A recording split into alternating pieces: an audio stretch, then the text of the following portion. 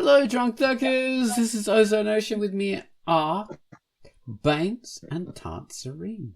Hello. Hello. See, I went backwards this time. I went the other way. I normally do Tantz and Baines. Yeah. This time I went Baines and Tantz just to confuse you. I should have done it even differently. I should have gone today we have Baines, Tantz and Ozone Ocean. Yes. Well, these are kind of things you only learn as an adult, you know, that you can make changes. When you're younger, you just do stuff the same. And It might be the other way around, you know. Way we'll discuss. We will talk. All right.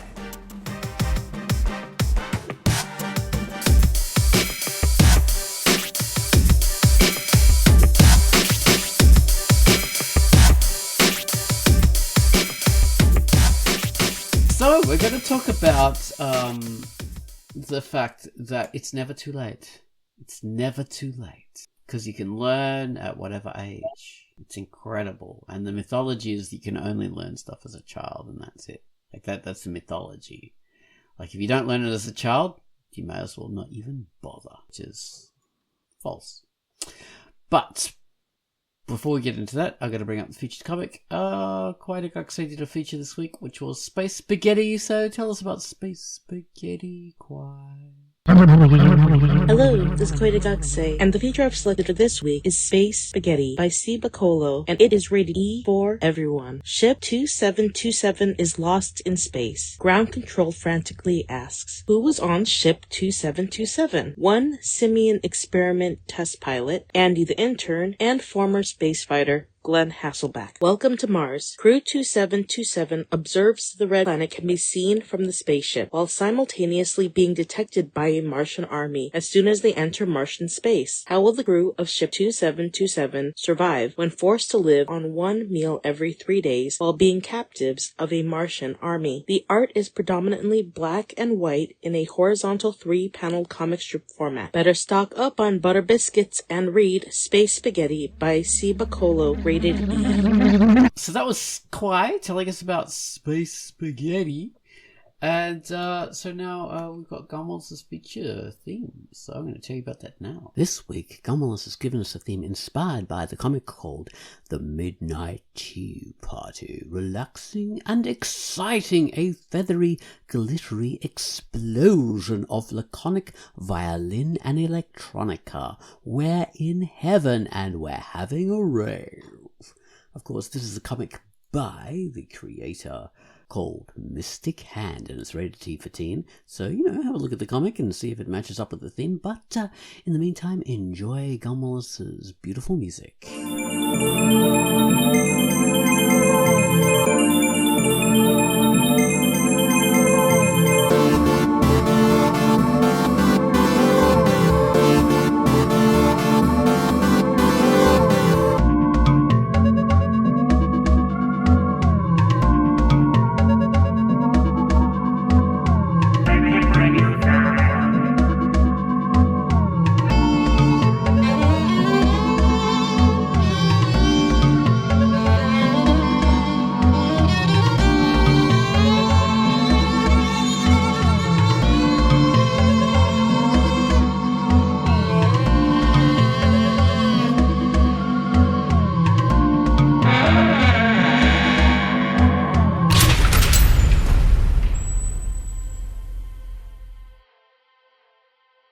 That was Gunwallace's theme. Pretty cool. Okay, so now we're talking about as adults, you can always learn stuff. So the mythology is that, you know, you could, if you didn't learn stuff as a kid, well, you may as not even bother, like as an adult, because you're never going to master it. You're never going to be any good at anything. You're just going to be like, as doing stuff as a hobby, basically. And this was Gunwallace's topic. He came up with this on Thursday. So, yeah, big ups to Gunwallace for that topic.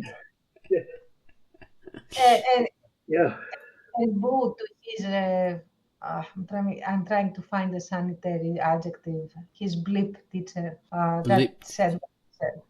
Yes, he's a blipping teacher. Exactly. Yeah. Yeah, his teacher said he was no talent. He had no talent as an artist for doing drawings, so he sort of gave up that and went into writing.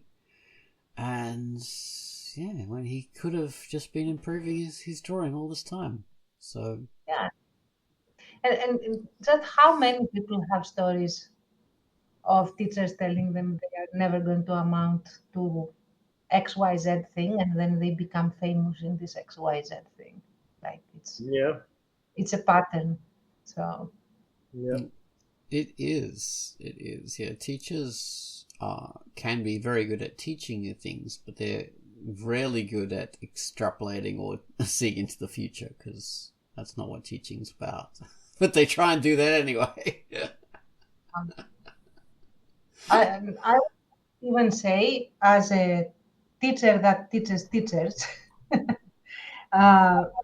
that you are supposed to encourage everyone. Like it is criminal to tell a kid that they cannot do anything, even if they are not good at the thing right now. It is criminal to tell them that you give up, you are not good at it. First of all, it means that you are a bad teacher and you cannot teach this kid to do the thing. And the second thing is that you are cutting this kid's development that may come at a later stage than now. So you are being a criminal professional. Like, this is basically what malpractice looks like for teachers. Yeah. So.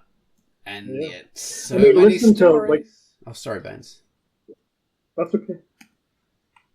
Go on. Go for it. No. Oh, well, okay. Yeah. You hear all these famous people who talk about these, these enemies from when they were young. It always makes me think of like how they still remember that, and that's so it stays with people, and then think of all the many people who didn't become famous and doing interviews and everything, and how it stuck with them, whether they gave up on the thing or not. Like, it has a lot of power, the encouragement, but definitely the criticism and the naysaying, like that has a powerful effect. It really including does. the thing of like, oh, you have to start young.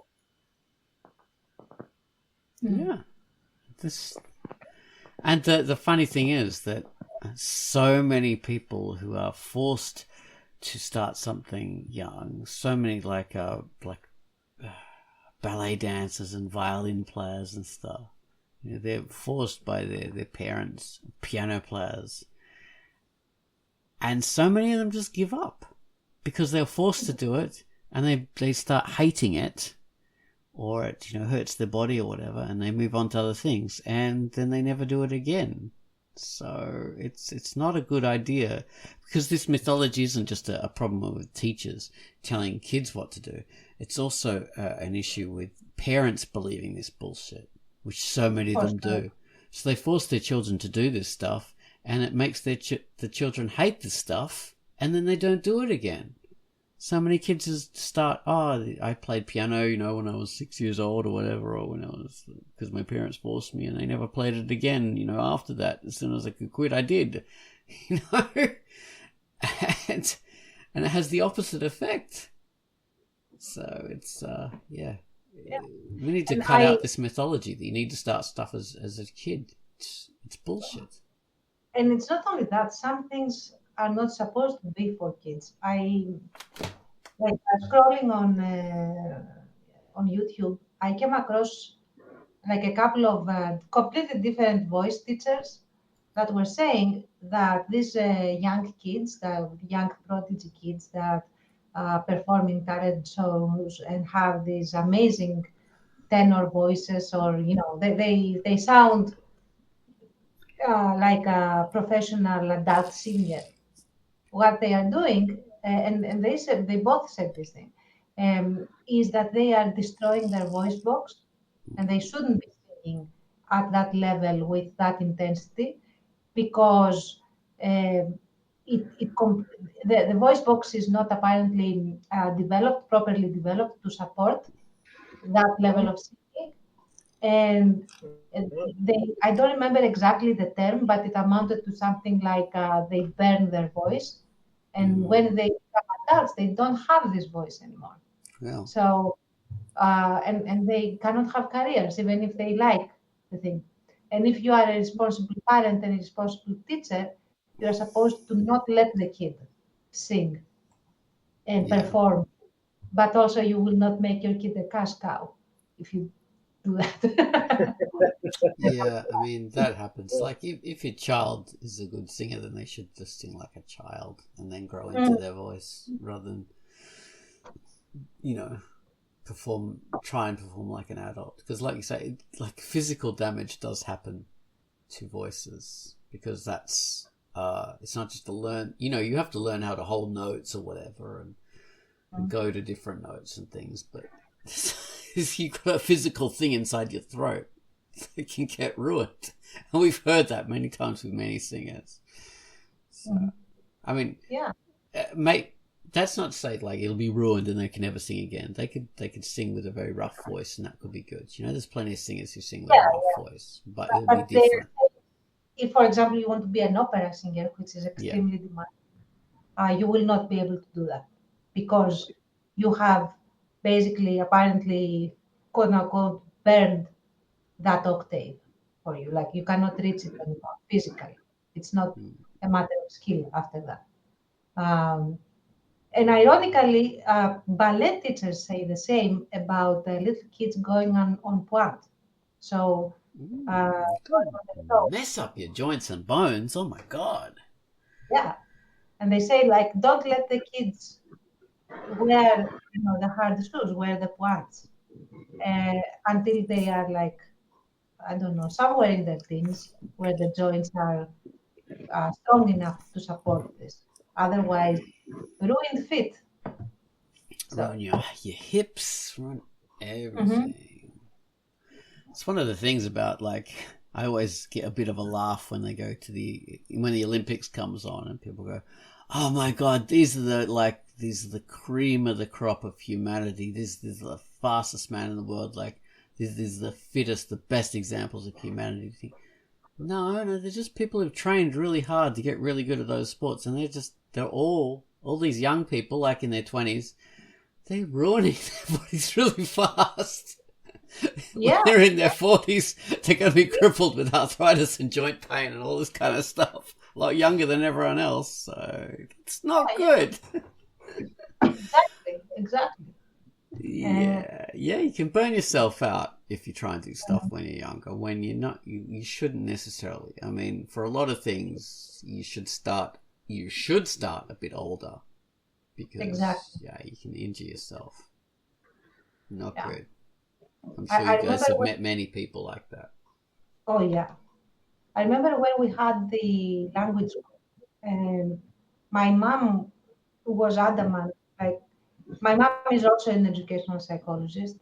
So she was adamant that the kids should not start learning until they are 7 years old and not earlier, because learning is going to be a lot less efficient at this earlier age.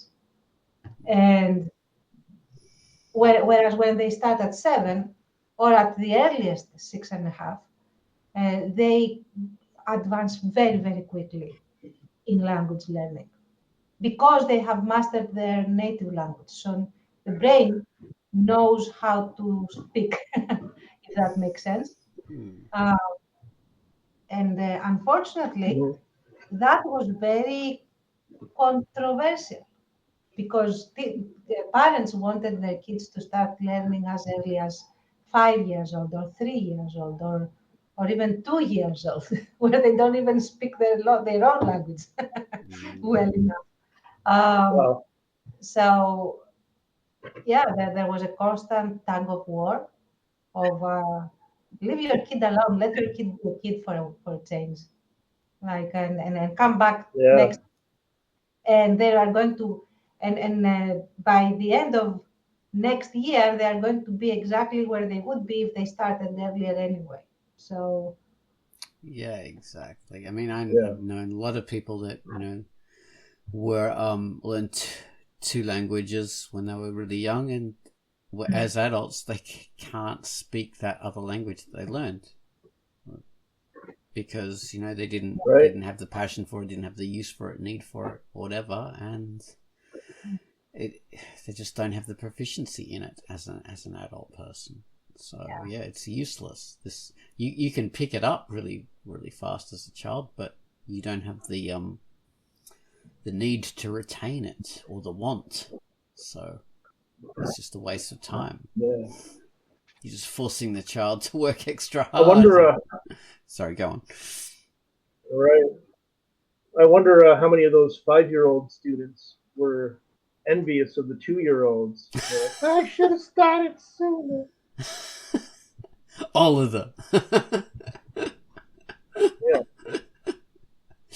There's those poor old the mathletes and the people doing their violin as little kids. So it always annoys me when people go, "Oh yes, look at this super talented genius child who can play this violin at 5 years old."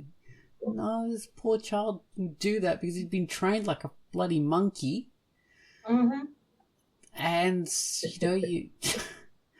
poor little thing has sacrificed all these hours and stuff when they could have been playing and socializing and having their brain developing normally. They're not going to become like the Yehudi Menuhin or whatever. Is that the famous violinist? I don't know. Well, they're not going to become a super famous violinist. They're just going to get burnt out. So it's silliness. But let's bring it up to adults. So this idea that adults can't pick up stuff. Yeah, that's utter bleep. Probably the biggest, I'm just going to throw this out there, like the biggest block to adults learning stuff is that belief or that mythology. I've heard it so many times. That idea is out there that, oh, you should have started as a teen or as a kid or whatever to be a musician or an artist or whatever. So that like the weight of that belief in some people is what holds them back, and they're like, I can't do it. Absolutely. And then you have people who, I wanted to do this when I was 25 and 30. Sorry, Tantz. No. Then, before you know it, and then they're like 50 and 55. Then some people, thankfully, eventually start going, I want to, like, I've always wanted to do this. I'm going to break out of this and try. Exactly. You can pick the stuff up at an age. As an adult, the real block on you learning stuff isn't like something to do with your brain, your neuroplasticity, all this kind of bullshit. So the real block on you learning stuff as an adult is time.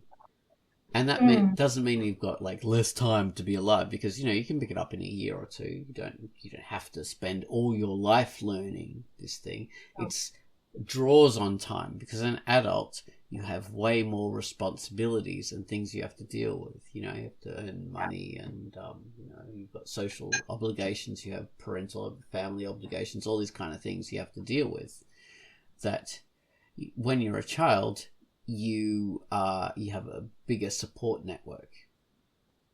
Like, there's people to do stuff, to cook your meals for you, to drive you places and feed you and all this stuff. Yeah, I would say that adults learn a lot faster than kids, and they learn a lot faster than kids because they have perfected the skill set of learning. Like, learning and how to learn is a skill set. And the older you are, assuming that you are not stagnant in the things that you do, the more you learn intuitively or through just experimenting and doing things. Like, for example, even when you learn how to do something on the computer, like a new platform, a new social media platform that you want to use, you teach yourself how to use it. So, and of course, young kids do it as well, but adults do it as well. Or for example, you want to learn how to do a certain task. For example, you want to learn how to cook a thing, and you have to go through a methodology in order to pick up and get the instructions, which is basically being taught how to do the thing. So an adult keeps learning and also keeps learning in a practical fashion a lot more than a kid. So that means that they are more aligned and more proficient in learning. So when they decide to learn something formally, so being formally taught something, that means that they have considerable motivation to invest time and money into doing a certain thing. So that means that with their previous experience learning, plus motivation, plus being exposed to the material to be learned in a more organized fashion, they accelerate incredibly much in picking up the thing. So, Yeah.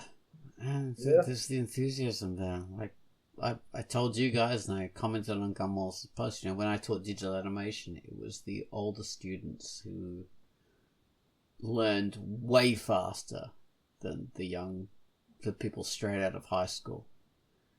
Because this was tertiary education. And the 50, 60-year-olds, they just learned this digital animation like they were born to it. And they loved it, and they just brought so many creative and clever ideas, and they passed with A's, A pluses, and a lot of the people straight out from high school, they failed. Like, I didn't want to fail them, but I had to because they didn't produce the work. they just couldn't get there. So that difference was like that the fact that adults learn better was given to me on a silver platter. Like, I was just, there you go. That's what happens. And I didn't expect that because I'd never, done that level of teaching before. So that was a revelation to me. Yeah. And just taking it back a bit to language learning, because that's my experience a lot in teaching all ages. I could teach an adult to speak English from 0 to advanced, which is one click below proficiency, in something like 2 years. A kid needs at least 4 if you have an extremely good method of teaching, like we do, because we designed it to be for young kids. And normally, the norm would have been 6 years. So. Wow. Okay. So even with your advanced teaching methods, it's still there's still a difference. Yeah. That's how it is. Like, what about you, Bones? So you have a lot of experience as a musician. So did you ever see this kind of stuff with other musicians and things? Oh, sure. And I've taught music lessons and stuff like that. And mostly it was kids or teens. I had a few adult students, and it was, without exception, the adults were dedicated. For younger kids, some were and some weren't. Some were didn't want to be there. They were there for their parents, on their parents' orders. And some were really into it. So it varied. Some younger people were great and dedicated and became better than me. The adults, even the ones who didn't take it very, very far, they were there because they wanted to be there. So they were into it and they worked on it and they progressed. They progressed. However you pronounce that word. Yeah. Okay. Well, yeah. That's music is one of those things that we're always taught that you have to be young in order to get any good at it, or else if you're older, you shouldn't ever bother. But some of the best multi-instrumentalists, they didn't start off as a child. Like, often these multi-instrumentalists started off as a child with one particular instrument, but they didn't start off with all of them. They became multi-instrumentalists when they were in their mid-20s or 30s or whatever, and they, became masters at all these different instruments. And a lot of that is due to the fact that they had already mastered one instrument and they could use those skills and knowledge in order to apply that to the others. But it also means you don't have to start, like 5 years old or 10 or whatever in order to, be really good at like piano and guitar and drums and saxophone and whatever. You just have to want to do it. Exactly, absolutely. Yeah. And I have to say, and whether you are a parent of children that are learning, or you yourself are learning, or you had this experience young, like Gunwallace did, if any bleeping teacher ever tells you about yourself or your kid, that your kid is talentless or doesn't have the talent or cannot pick up a certain subject or will amount to nothing, all this range of idiotic things. No, and I am like saying this as a scientist and a professional educator, that this teacher is just telling you that they are a crap teacher. They can't teach you. That's what you're saying. That's the only talent. That's the only thing. And I will give you an example. So because we had these teaching methods and all that, here in Greece, we had this reputation that we were the quote unquote last refuge. Like if your kid was told that they were impossible to learn, you brought them to us. And and if that failed, then your kid was, truly helped. So that was the norm and the general reputation that we had here.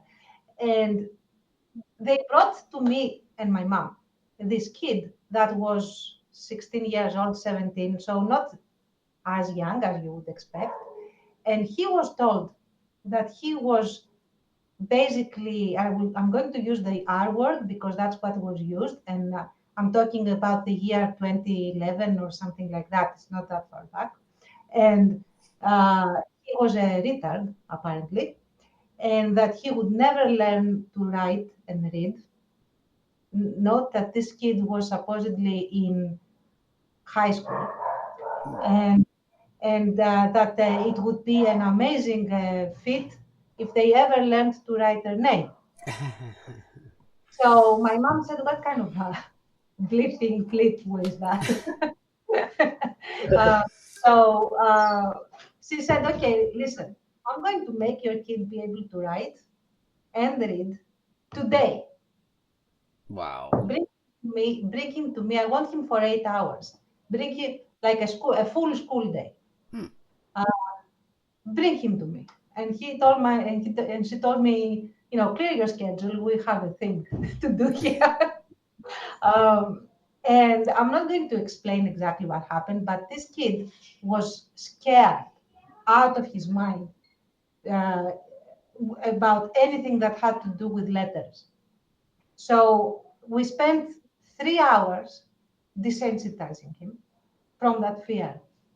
And then 2 hours teaching him the frigging letters. The kid didn't know how to read.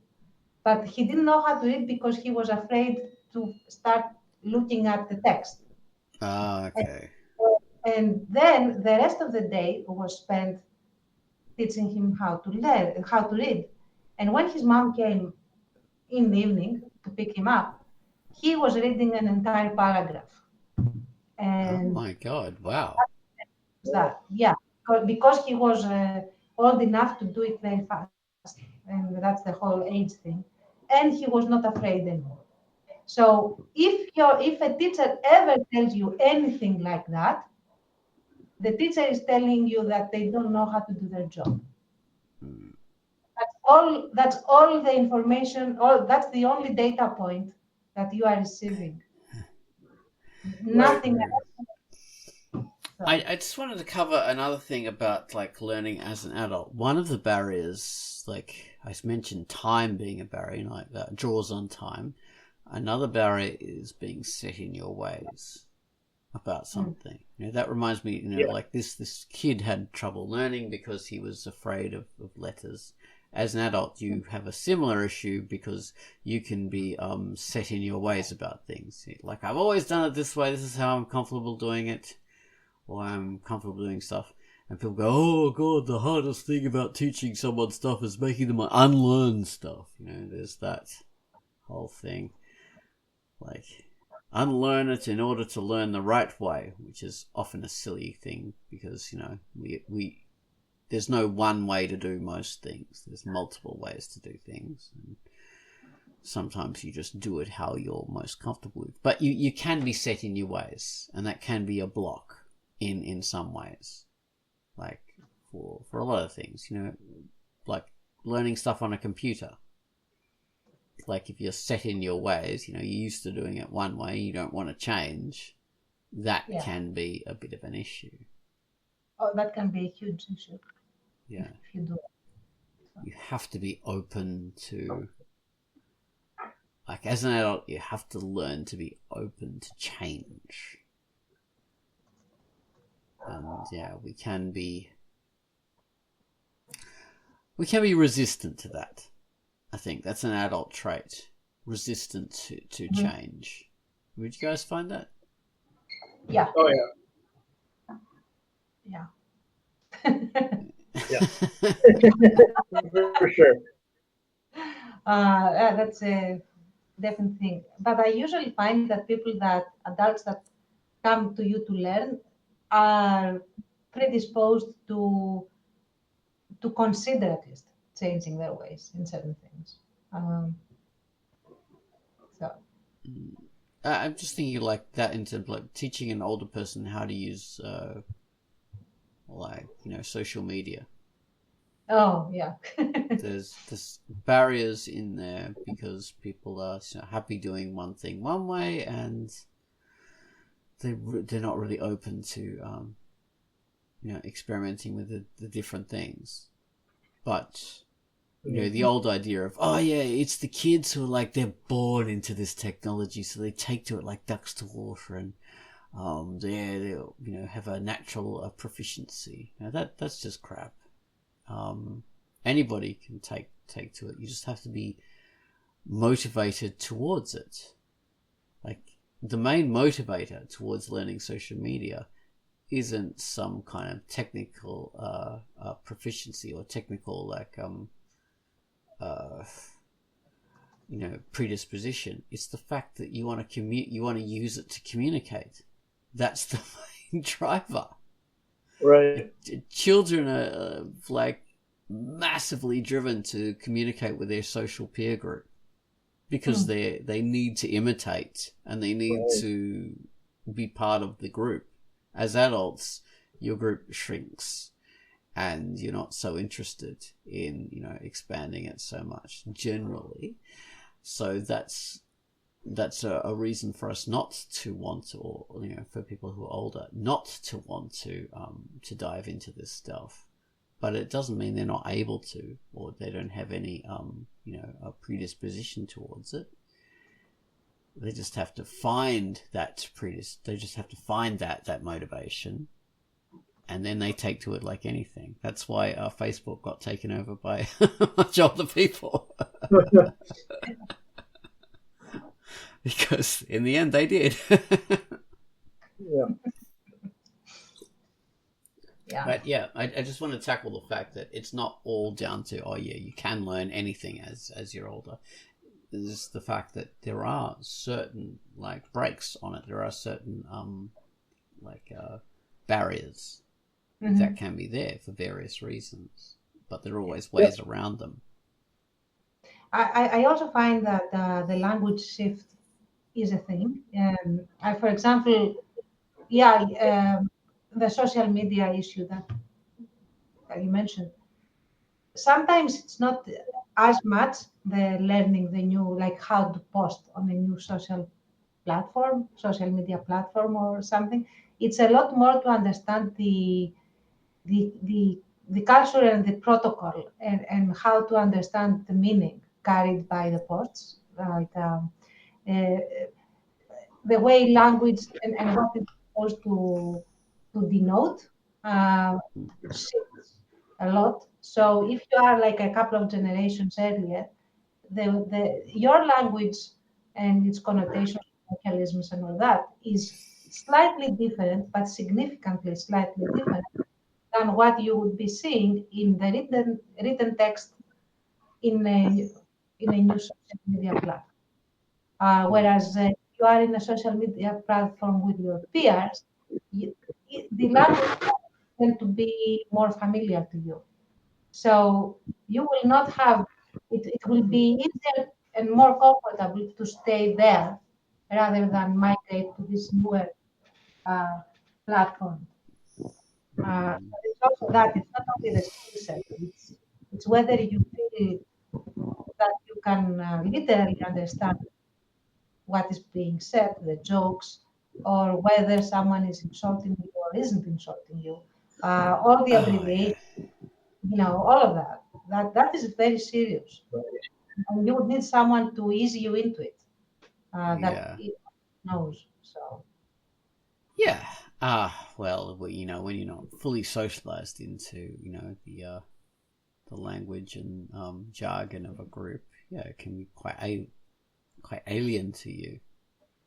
But it can be learned. You don't have to be like Steve Buscemi in 30 Rock, that famous scene where he comes into the school and says, "Hello, fellow children," or fellow students. You know that famous thing? Right. Famous thing. Yeah. Or I'm also thinking of in The Simpsons when Grandpa Simpson says, "I used to be into this thing, but then I grew old, and you'll also be out of touch with the thing. You'll be scared and afraid, because I used to know where the thing was, and now I don't anymore, and I'm scared and afraid." But that is not really a function of like being out of touch with something. That's just a function of as a child, the younger you are, the more driven you are to be part of your peer group, to be part of the group. And that's what coolness is. It's just to want to belong, because you're learning about the world and you have to, imitate your peers, because all that learning is done through imitation. So you want to be part of the group. That's all that is. And when you're an adult, you don't care about that anymore, because you've already been through that stage. So it no longer applies to you anymore. And if you do sort of like, you see what the kids are into, you can feel a bit alienated by that or whatever, because, your life has moved on and perhaps you don't understand that. And you're thinking you should still be part of that because, that's what you're into as a child and that's what you think coolness is. But no, that's not what, you need to be into. That's part of a stage of life that you go through, because your body and your brain needs to, learn by imitation. You don't have to do that anymore. You don't have to mate and spread your genes with as much urgency as someone did when they were younger. So, yeah, that's an interesting perspective. I thought about it, from that kind of angle. mm-hmm. For sure. It just annoys me when people go, "Oh yes, the cool," like when people go, "Oh yeah, that's I'm not cool anymore because I'm an adult, or this kid knows what coolness is. No, kids want to aspire to be cool, but no kid is ever cool because that's what they want to be. And coolness is always something that someone else has got, because that's how coolness works. Coolness is something that you want to have because that means fitting in. Well, exactly. And as an adult, you don't need that anymore. Yeah. You know what? Coolness is you are cool when you are comfortable in your skin and with who you are and what you do, and don't care, as you said, about being cool. That's when you have reached coolness. Yeah. You're always uncool when you want to be cool. Yeah. It's true. Oh dear. But yeah, like, okay, let's talk about like creatively, like artwork, because this is a comics site. So this was one thing when I started doing my comics on Drunkduck. I was thinking, so I'm mainly an artist. I'm not really a writer. I'll never be as good as these other people who can write well, because you have to, have a talent for it. You have to have proficiency. You have to have been doing that for many years. And so I had fallen into that trap of thinking that I can't do something. Whereas a lot of other people think, I can't be a good artist. I can write well, but I can't be a good artist. But none of that is true. You can be either one of those things. Or both. You're both at the same time. Yeah. It just needs the dedication and the practice. And a site like Drunkduck is an excellent kind of playground to become better at those things. Like, I've seen so many people who start a comic, they don't do too well at it. They're trying to be like trying to get their art better or trying to get their writing better, and then they quit after a year or two, and then they do it again. Same comics, everything. They do the second attempt at it, and then they do a third attempt, and then a fourth attempt, and eventually they get excellent at both those things, writing and drawing, because they work at it so hard and they keep on going with it. So they might be 40 years old and they're working amazingly now because of that work that they put into it. Exactly. Mhm. Or So 50, 60, 70 years old. Doesn't matter. exactly. Yeah, 70, 80 Yeah. years old. Yeah. There's no barrier to like age to begin something at all. And actually, like we were saying, you can learn faster and get better faster when you start it later. Exactly. For Just sure. need to actually start. You need to actually work at it. That's the only thing. Yeah. Just start, be consistent, and that's it. Exactly. And don't believe anybody who says you have no talent at something or no proficiency, or the worst one, you'll never be good. Now, okay, another thing that I was thinking of is the fact that there are certain barriers. Like, say, I've got a guitar, I want to become better at using it. My hands don't stretch too far because I've got little hands. I'm not a big guy. So it can be quite difficult for me to do that. Whereas someone else who has bigger hands or more flexible fingers or whatever can manage that easier. So there are some balance. There are some like things that make you better at some things than other people. So it's not like there's not like a completely level playing field where anybody can become an expert at anything no matter what. Like there are things that make you better or will make you worse, like physical limitations. Yeah. Or at least they will make you unique in the sense that, yeah, you can be a short basketball player, but you will need to have a style that makes up for your lack of height. So there is, we had a baseball player that is world renowned. Actually, he's considered one of the best. His name was the guy is still alive. His name is Nikos Gallis, and he is supposed to be one of the biggest talents in basketball. Why am I saying baseball? Could be but- basketball, which was a great movie. In basketball, he's short for a basketball player. He's like only 1.80 meters or something like that. He's like when you see him stand next to other players, he looks basically like a very short guy. But the reason he was so good was because he developed a lot of speed in pushing the ball towards the basket. So Right. Yeah, you develop ways around things which can help you. True. Like, doing music, you can develop, like, if you can't do certain things, you develop, different ways around it in order to get the same ability. Like, I took up photography like about 5 years ago. Maybe less, maybe 4 years ago. I'm not sure. And I just sort of trained as hard as I could until I could get a good proficiency. And now I'm very good at it. So you can pick up anything, anytime.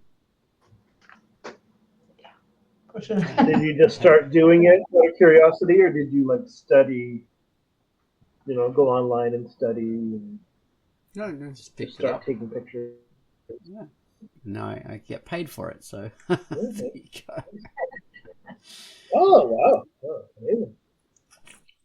Yeah. Have you guys picked up anything in your declining years?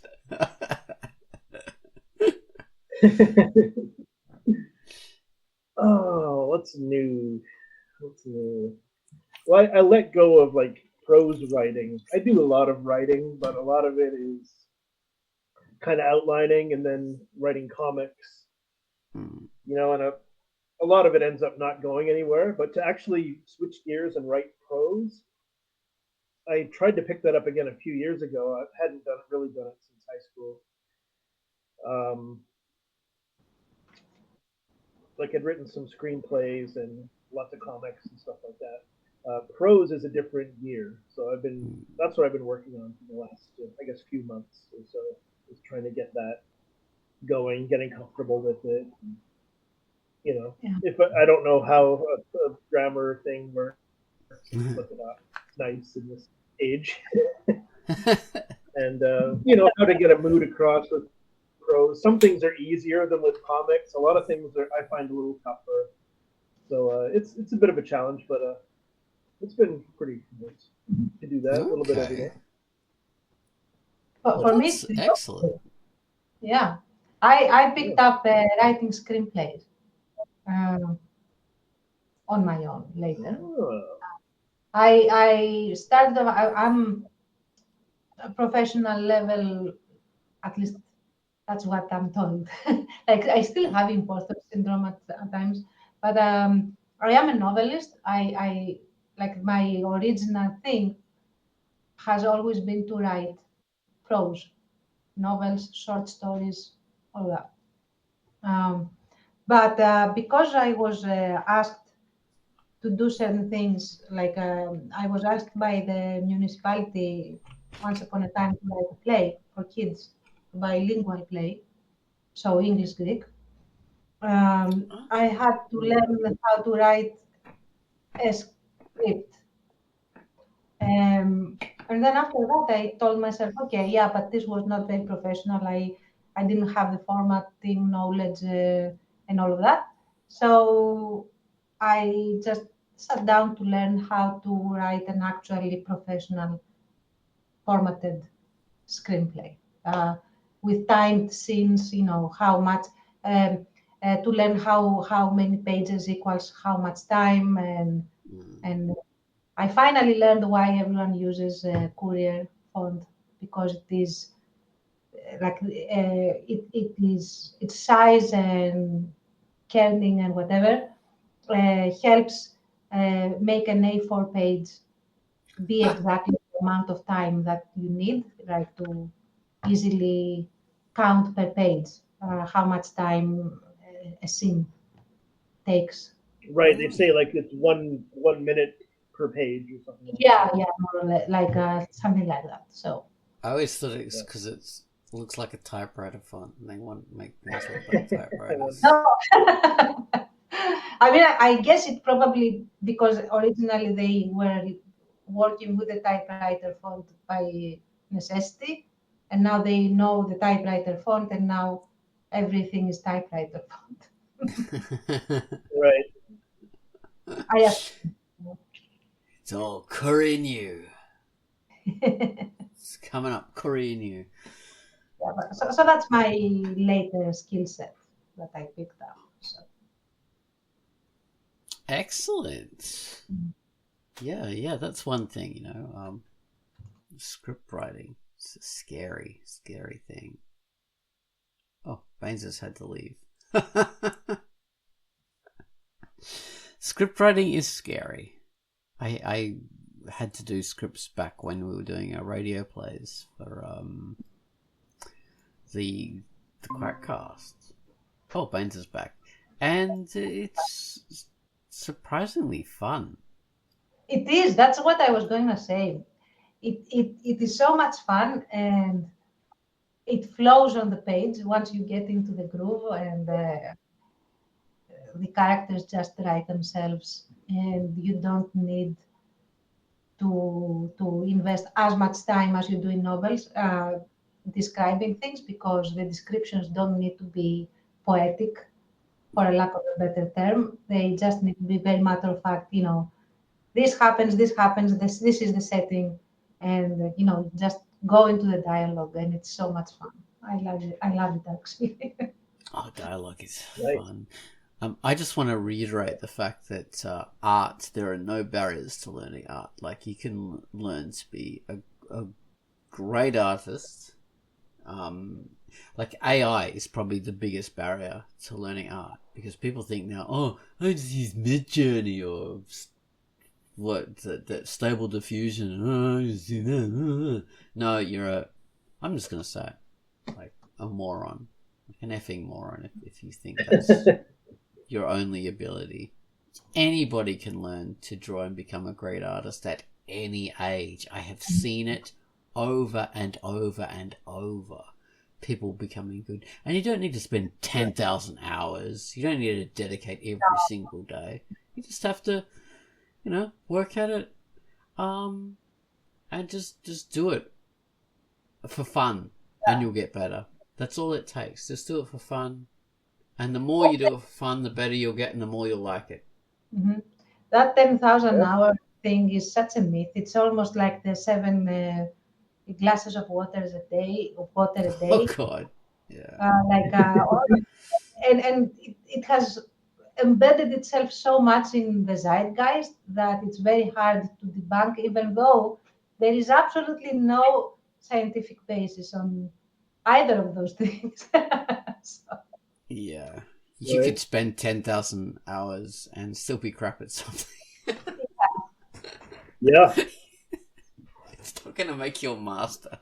You have to like what you're doing. Mm-hmm. And you can be hydrated without drinking catatonically 7 glasses of water a day. Yeah, that'll just make you piss yourself. Yeah.